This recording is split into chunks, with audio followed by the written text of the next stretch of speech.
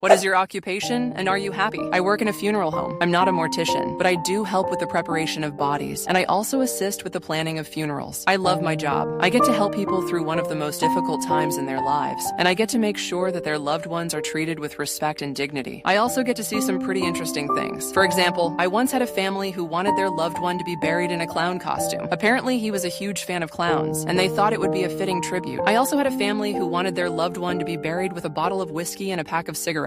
They said it was his favorite way to relax after a long day. One time, I had a family who wanted their loved one to be buried with a life-size cutout of Elvis Presley. Apparently, she was a huge fan, and they thought it would be a nice touch. I also had a family who wanted their loved one to be buried with a stuffed animal that he had since he was a child. They said it was his favorite toy, and they wanted him to have it with him in the afterlife. I once had a family who wanted their loved one to be buried with a bottle of hot sauce. Apparently, he put it on everything, and they thought it would be a nice touch.